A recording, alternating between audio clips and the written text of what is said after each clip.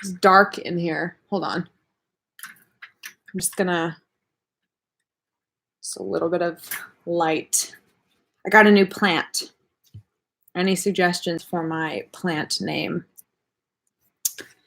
Write them in the comments. Okay, I have a lot of pent-up energy today for some reason. It's probably because I've been watching Blake Lively and Anna Kendrick interviews all day for a simple favor. But that's not what we're here to talk about today, unfortunately. But fortunately, what we are here to talk about is Wynonna Earp, episode 8. And I have just now realized I've just launched into this because I have no chill.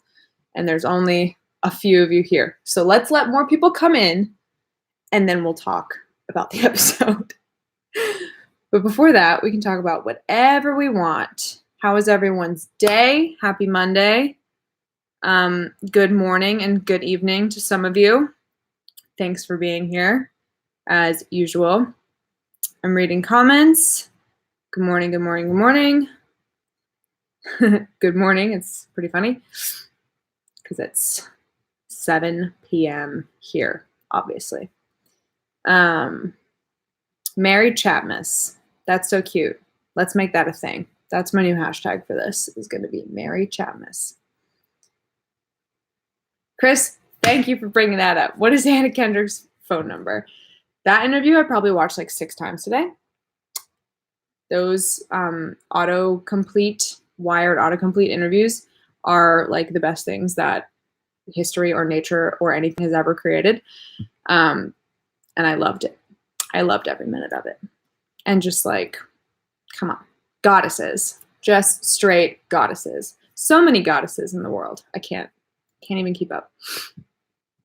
If anyone doesn't know what that's in reference to, I am gonna pull it up right now on YouTube and put the link. Look at my ass going on YouTube right now to find that autocomplete interview with Anna Kendrick. Anna Kendrick, Blake Lively. Just, in case, no, don't play. In case anyone wants it, I have it, and I'm putting it right there. There you go. That name Eden. How appropriate for today's EarpChat. This is Eden now. And I also bought a cactus. Look at this fucking epic cactus. Are you kidding me? I haven't gotten a planter for it yet, but soon enough. Okay, we're 3 minutes in. Since I'm crazy right now, I don't know why I'm like hopped up on caffeine or something. I had like 3 cups of coffee today. I have a lot of energy right now. And I scribbled a bunch of notes about the episode at work today. Yeah, the cactus name is the finger. It does look like the finger and it's hilarious. That's why I bought it. And quick story, while I was attempting to get it out of the rows of other cactuses that were on display at the store, I like just totally busted up my whole hand because a cactus fell on it. And I was reaching for that cactus and other cacti fell upon my hand and it hurt a lot. So that was the story behind that cactus. It hurt a lot. Like, I will not lie, it hurt a lot, but it was actually really funny in the moment because there were other people around and like saw it happen. And I was like, oh God, of course, just a bunch of cactuses would fall on me. Okay, story time over. Let's talk about Wynonna Earp. So this was episode 8. This episode was called Waiting Forever for You, which we all know now that was in reference to Kate, who I guess became a vampire for Doc. The way that she phrased it, though, was that she said that it was she said like it was his fault, or she said, what the heck did she say? She said Doc's the reason I became a vampire. So she kind of insinuated that it was like his doing, which I was like, wait, really? And then later found out that it was like for him. So it was a weird way that she phrased that. I thought it was weird, at least. But she in fact became a vampire to look for him. So, but he was in a well. We know this. So anyway, I have a feeling that this EarpChat is going to be a hot damn mess because I am just crazy right now. But what we can start off with is just to kind of lead in to this episode. This was the episode that I guess most heavily featured Kate/Contessa. And I want to know what you guys think about her character. Because as I was reading some articles in preparation for this EarpChat, it kind of struck me that, like, I don't really care too much about her character. Like, it hasn't struck a chord with me yet, her character. A little bit more in this episode, getting to know her backstory, but, like, still kind of don't really care either way what happens to her. Like, I haven't grown to care about her as a character yet. So I guess I kind of want to know if you guys feel the same way, or if this episode helped solidify, like, okay, she's this or that way, or she's like, I like her, or, don't really care about her. What are the thoughts? So she's still pretty empty. I agree. She isn't really doing anything. I have a feeling she might die at the end of the season in the big battle.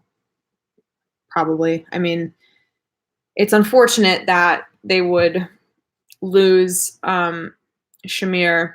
Is that how you pronounce his name? I don't know. I feel awkward now because I don't know how to pronounce his name. But they lost him as a person of color on the show, and then they replaced him with another person of color. But she doesn't really have, like, a purpose. And for her to potentially, like, that's really dangerous territory to tread into if they killed off one Black character at the beginning of the season and another at the end of the season. Like, if they had no intentions of continuing with Contessa's character for the long haul, I think that, like, if you're going to bring in POCs, like, for the sake of having them, you better, you sure as hell better, like, make them into good characters. And so far, she's kind of not living up to, like, a bar at all. I didn't like her until this episode. She isn't a big deal to me, but her backstory did make her a little more interesting. Yeah, like, at the barest level, she's slightly more interesting. I like her vibe, like, as a fortune teller, as an immortal, like, vampire fortune teller. It's all super weird to say that all in the same sentence, but I like that she had a role to play in the Balshar story, like, reading or not reading his cards, and kind of having that power over him. And she, I guess she was largely responsible for, like, making sure he didn't succeed in his plans for so long. That and the fact that he was buried alive or undead, whatever. Let's see. Did she leave this episode? I don't think so. I think she's still around. She just wanted to be with Doc, so meh. That's how I feel about her, just straight meh. Like, I don't feel any type of way about her right now. I like her, and now I have a better understanding of why she's here. I was undecided until this episode. I like her. And Wynonna bonded. I like that she respects her as the heir.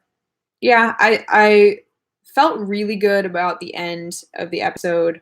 I felt really good about the whole episode in that her and Wynonna spent a lot of time trying to understand each other, which I thought was really cool because up until this episode, they've kind of seen each other as, like, the other woman, so to speak. So, and the end of the episode when they, like, team up to help / put Constance, like, out of her misery was really interesting. And I thought that that was one of the most powerful moments of the episode. But other than that, like, she's not doing much. Snowy Vista and Wynonna and Kate's last talk, beautiful. I actually cut this part out of my reaction, I think, but I was going on about how cold it looked in that scene and how, like, you can tell when it's a real snowfall. And it was just, like, to me, that brought up, I grew up in Minnesota, and to me that was, like, triggering because I just know how cold that probably was. It was really pretty, but that's what I took the most from that scene. Sorry. Whew. God, I feel like I'm on drugs right now. It's just coffee. It's caffeine. I don't react well to caffeine. Let's just say that. It was a little better this episode. I feel like she doesn't really add that much besides turning Doc into a vampire for some reason. Yeah. If she can give us more info on Ballshar or can contribute more, I'd like her more. I definitely agree with that. And I think that hopefully this episode was setting up the fact that she does have a lot to do with the Ballshar storyline because of the cards. But now that for lack of a better metaphor, that card has been played. So it's not really up to her anymore. Like if he does or does not figure it out, because he's figured it out. So like he got the cards from Constance. I feel like she was brought back in to bring tension to Doc and Wynonna's relationship. The funny thing is that there's always tension between the two of them. And it's so much so where it's kind of like you're over it a little bit. Like I think I said in my reaction, like when he showed up in the barn at the end of the episode and he like touches her face, I think I said something to the effect of like the back and forth is exhausting, because it kind of is. And it's compelling for like a while, but I feel like they've been playing that Doc and Wynonna like back and forth for so long now, for like 3 seasons, that it's just like it's exhausting. I want it to either be or not to be, but the fact that it's been in between like for so long through all these different stretches of their relationship, be like that they first met and then, have just been through all this shit together and had a kid, but they've never like come together or fully come apart. And I just don't like really appreciate hanging in the balance for so long. But I mean, once that has been decided either way, it's just gonna keep flip-flopping. Like if they get together, they're gonna break up, and if they break up, they're gonna get back together. It's just what happens in heterosexual dramatic television. Okay. I feel like I'm on a tangent right now. Don't get me wrong, I'd love to see Chantal stay. I just feel like this buildup is going to end with her putting herself between Doc and danger. What does she know about Wyatt? She compares Wynonna to him a lot. Didn't she knew Wyatt, right? She had to have, because she was with Doc while they were still friends. But I don't know. I like that scene. Also, Peacemaker turned blue. First time it's done that since Waverly held it. Let's talk about that. Because on Twitter, and also in my mind when I saw that it turned blue when she was holding it up to Constance, I kind of had the thought, and other people have since said different things that also make sense, but I had the thought that like Peacemaker knows Wynonna's intentions, and when her intentions are like more hesitant, I feel like it's a blue, like it turns blue. And then when her intentions are like fully directed, it's red. So like when she intends to kill a revenant, when she's like fully intending on killing somebody, demon or otherwise, that's like red or orange. And then when she's not going for the like kill, when she's putting, making a hard decision or is unsure of herself, it's like more of a blue. So like that happened when Waverly held Peacemaker against Rosita. That happened when Wynonna held Peacemaker against Willa and killed her. And that just now happened again with Constance. So it's not like her and Constance aren't friends by any means, but it's like when it's like a merciful killing, or if it's like a not totally decided, I'm not totally with this decision type of shot, then that's my theory. Okay. Went off on a tangent again. What is Peacemaker turning different colors? That was my whole theory. Why did Doc... You've lost the feed. No, come back. There's literally nothing I can do about the feed being lost. It's just my internet being shit. It came back. Okay. Hopefully it stays. My internet is just a trash can sometimes, so... let's see what I've actually covered on the list of things I have written here. I covered the colors of Peacemaker. We can talk about the cards, because there's why did Doc steal the cards in the chat. I mean, he must have known that they were going to become important to, like, he must have known, A, who Balshar was or would become, B, how important the cards would be to him and to who he would become, and C, there's just A and B. I didn't have a C. A and B. So how did he know, I guess, about Balshar eventually, like, Sheriff eventually becoming, you know, this undead, like, demon thing, all-powerful demon thing. I just want to know how he knew, but he must have known, so that's probably why he took the cards. It turned white when it was pointed at Balshar, Sarah says. Well, then my theory is out the window. White. I don't know. I would love for someone in the cast or Emily to talk about that. Miss the white Peacemaker. So did I.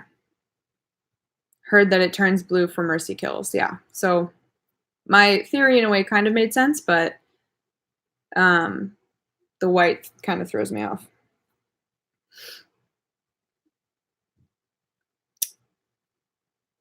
I think it has to do more with how the person being killed feels. Every person that has had it turn blue has accepted their fate. Yeah, that's also totally valid.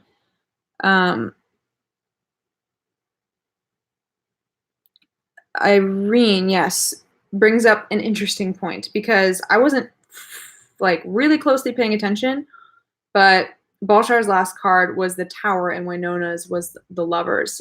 I kind of noticed that, like, the order of the cards for them was different, but they don't know that, obviously, and I don't know if I'm right. I'd have to go back and watch it again, which I probably will before Friday. But yeah, I'm pretty sure he drew the Tower last, and she drew the Lovers last.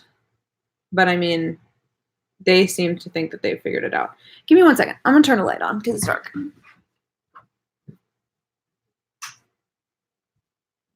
It was really grainy. Okay, that's a little bit better.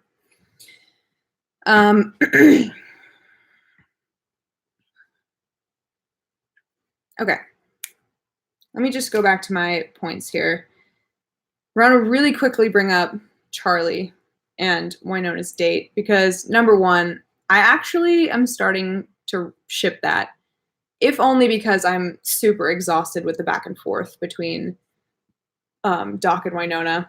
I still really like them together, but like I said, it's getting kind of like tiring to watch the continuous back and forth between them. It's a very Buffy and Spike situation, and that was exhausting. So if any of you are Buffy fans, like, you'll know what I'm talking about. But Charlie, I don't know that we trust him necessarily. We don't know too much about him yet, but he seems really normal and trustworthy. But, you know, in this world, usually that means that the person is not normal and trustworthy. So how do you feel about Charlie? Did you like the date? I thought it was very cute. The breadbasket at the end was cute, I thought. Charlie is too normal to be normal. There's something more to him. Yeah. Usually you can assume if somebody seems normal in Purgatory, they are not. Except for, what the heck was his name? Champ.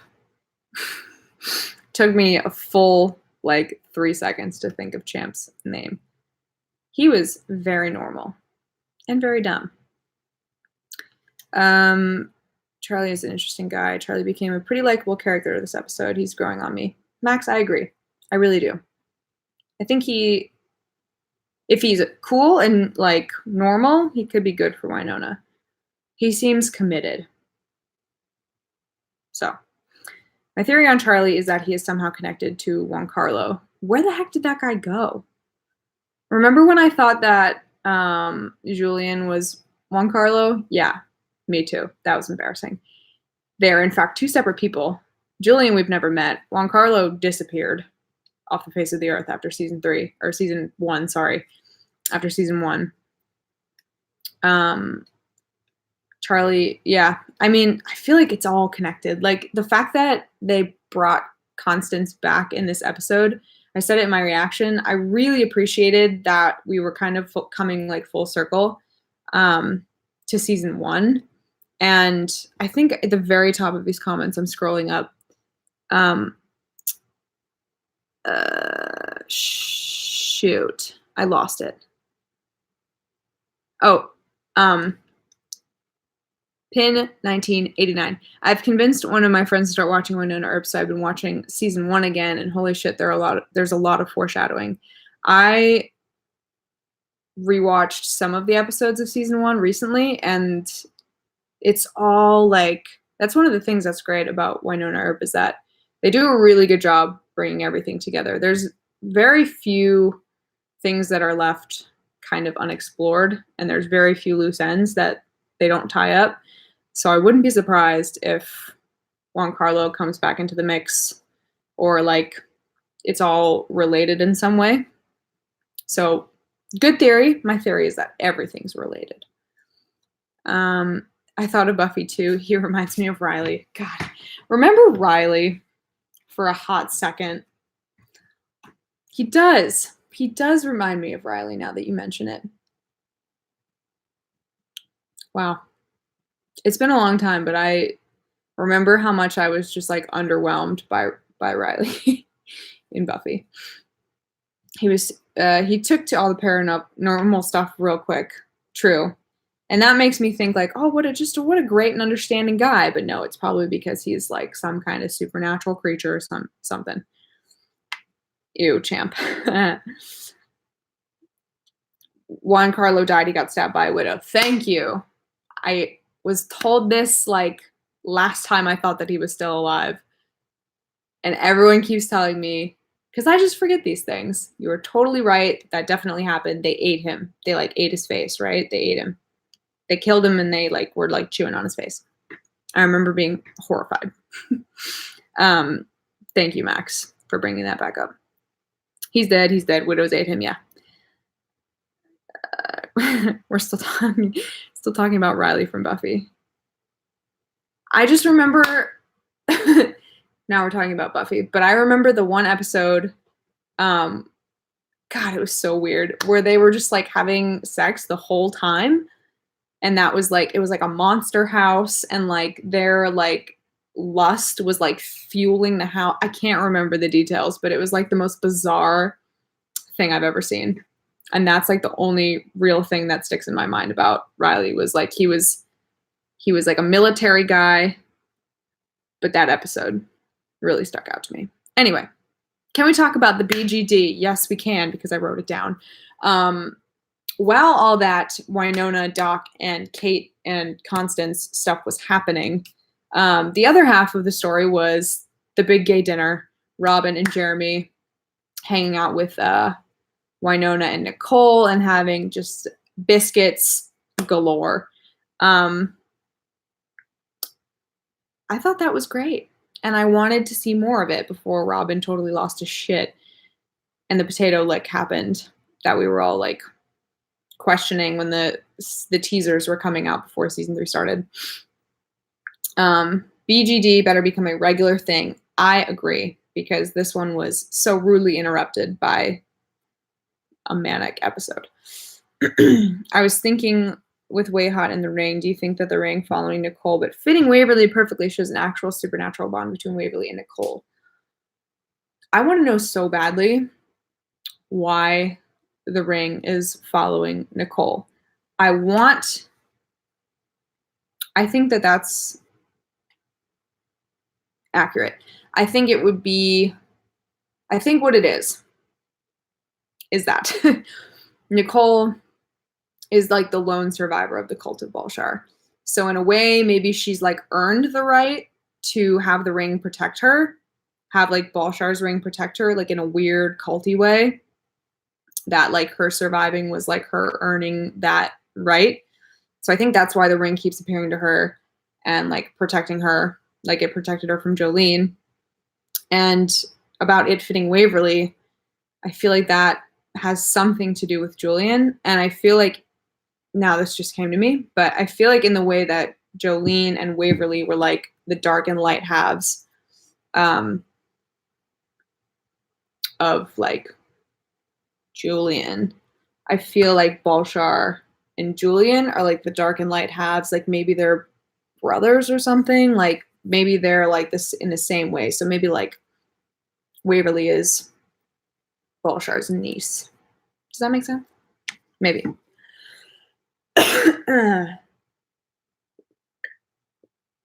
Okay. Nicole's biscuits looked good. They really did. They really did. I love a biscuit. No, ring burned Nicole. It followed her to get to Waverly. Once that happened, it abandoned her. Did it burn her? Am I forgetting this? Can someone refresh my memory as to when that happened? I think it's just following Waverly. Yeah, that can make sense too. The Stone Witch does not like Waverly having dinner parties. That is a great segue into my best line. My favorite line of the episode was Waverly saying, like, can I just have one dinner without you getting all up in my biscuits? That was my favorite line. For sure. Okay, wait. Catching up. Just catching up. It was in Waverly's room. Why did it appear in the biscuits, though? Because Waverly wasn't really near the biscuits. Now I'm just reaching. I have no idea. I'm playing devil's advocate right now. It was in her pocket. It was before Waves put it on. Oh, okay. That one slipped through my mind cracks. I heard a theory that Nicole is Balshar's heir and Waverly is Balshar's betrothed. Goodness. And if they kill Balshar, technically she then becomes Nicole's betrothed. Ha! Let's make that happen. That's hilarious. That's a mood. Okay. We're slowly but surely running out of time because there's so much to talk about. So we discussed Charlie and Wynonna. We discussed Kate and how we feel about her. We discussed Constance a little bit, but I just want to say that my favorite moment of the episode, though there were many, was actually Balshar summoning Constance out of the salt field. I thought that was so cool and so much fun, and it was such a nice like throwback to season 1 that was my favorite moment of the episode. Moving on. We discussed Big Gay Dinner. We did not, however, discuss the finer details of Robin being like connected to Balshar and the seeds of the earth, and he could hear them. I had a feeling that, you know, he wasn't totally going off stock free after he got out of Balshar's little like chemistry lab weird thing in the Christmas episode, because he did look like he had drank the tree kale juice weird concoction. So I think he might have like not fully, I don't know, fully gotten the brunt of whatever that process was. Maybe it like wasn't completed, but now he's like got an insight and can like hear the trees and the seeds and the earth. So he knows what's up with Balshar. So I think that's going to be huge later on for them finally confronting Balshar in the final battle. But yeah, what'd you think? I think Robin's great. I love him.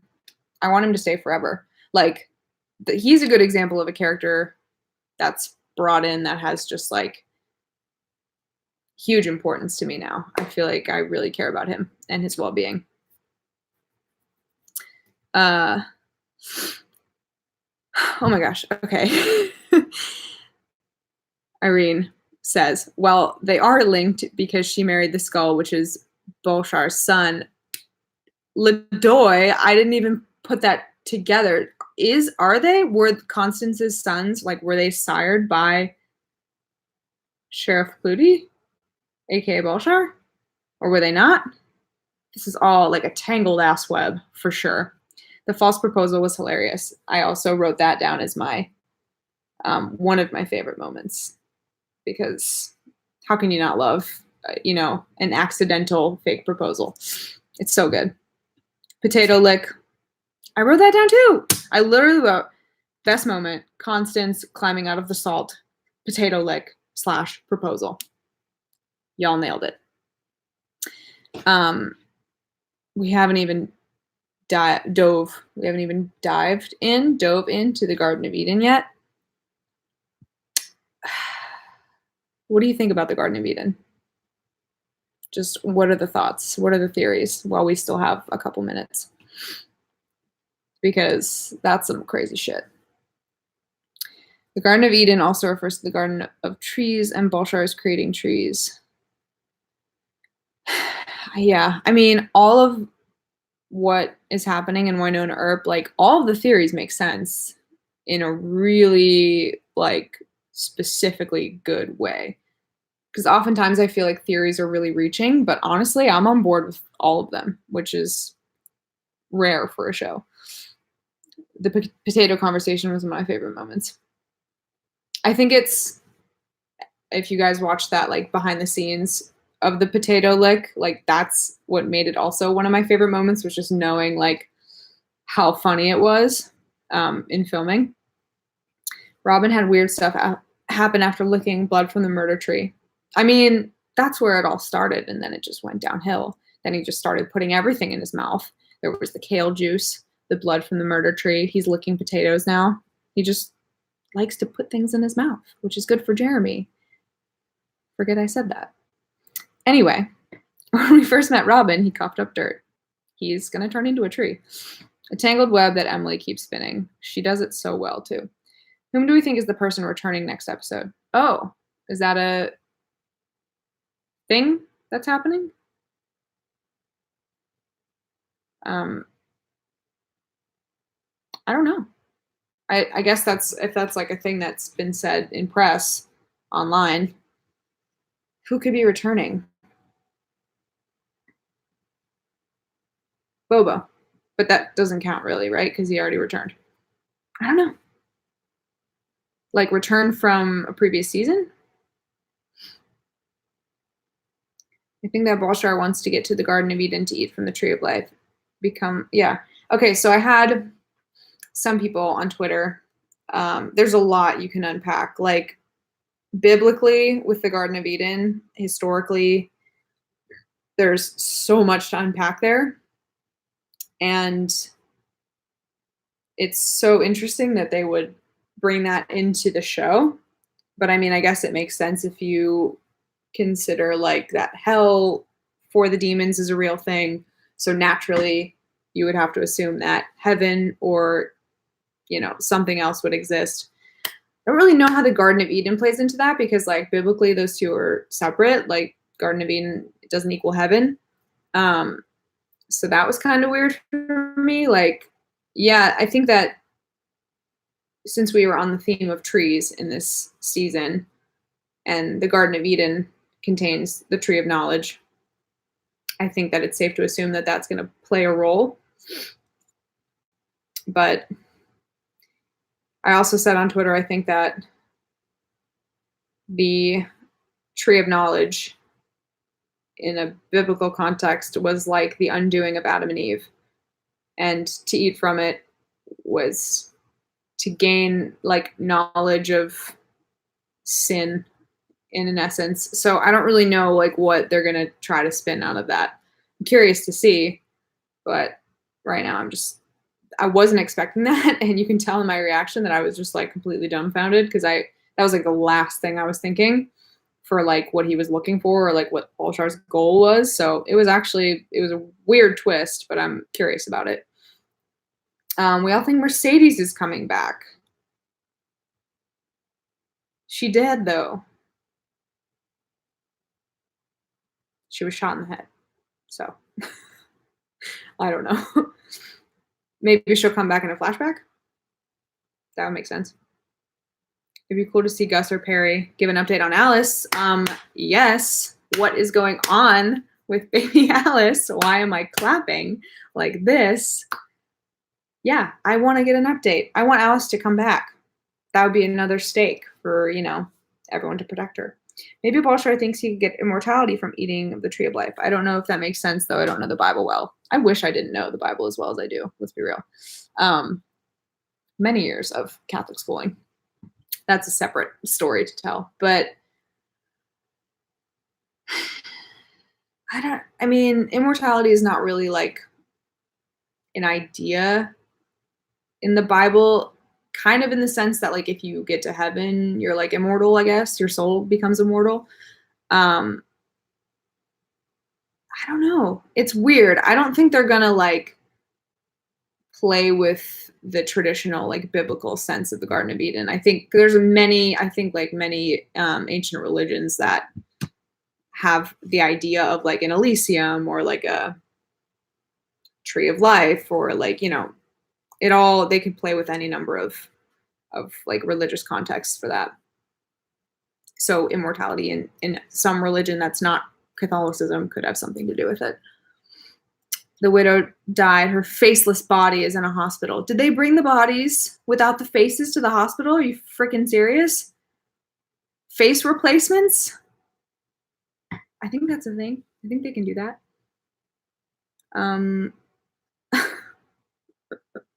Now I'm just thinking about Mercedes with a different face. Also, just an aside, young Constance Clutie can join my BTG any day. That's a mood. Yep. She's evil as shit, but she could, do whatever. I wouldn't mind. Threw me for a loop with the Garden of Eden. Black Widow died. Not Mercedes. Okay, yeah, so like actual Mercedes is who we're talking about without the face. Well, gross. Mama comes back with Julian. Maybe. I think we're going to wait a little bit longer before we see that. Teen Nicole smoking behind the church. What? When? Yeah, Wynonna talked to her and she said she would get revenge for her. Oh, that's right. She did visit her faceless body in the hospital. I'm so glad for these EarpChats because I forget all of this stuff. Like all of it. I'm always just forgetting everything. Okay. This is like probably the longest we've ever gone. And I don't even think maybe we did cover everything. We did. Yeah. Everything on my list we covered. This was a loaded episode. And all of these episodes have been so jam-packed with a lot of stuff. So since we're on the topic of the Garden of Eden, my biggest question going into the next episode / rest of the season is what is the deal? Why does the Garden of Eden exist in Purgatory? What kind of religious context are they going to play into the plot of the story? I threw me for an entire huge loop. I had no idea that they were going to bring the Garden of Eden into the story, but I'm on board. Let's just say that. I'm going to finish up reading these, and then I think that's where I will leave you. There's a rumor Danny Kind, aka Mercedes, would be back this season. I have heard that rumor, and I think it's true. Thank you for coming up with EarpChat. Thank you for being a part of EarpChat, because it would just be me talking to myself if you guys didn't join. So thank you for joining me every week. If Kate left, then the Gardner house is empty now. Mercedes can move back in. What about her face, though? How is she going to get her face back? Needed this chat tonight. Sorry you had a bad day at work. Thanks for coming. I know it's late. You're a hero. Thank you. Thank you, thank you. Thank you, everybody. Balshar and Waverly are the lovers, Adam and Eve. I hope not. That'd be weird. Okay. Before we get too caught up in a rabbit hole, we've almost capped at 40 minutes. So thank you guys again for joining me for EarpChat. I can't wait to see you guys next week after we hopefully learn more about the Garden of Eden, Julian, Waverly, Nicole, everybody. This is an awesome season. And I really, really like this storyline, I think, more than last season's. Season 1, hands down, best in my opinion. But I really like this season a lot. So good night, good morning to all of you. Get some sleep, please. Sleep is the best. We all need it. And I will see you guys next week. And I'm waving.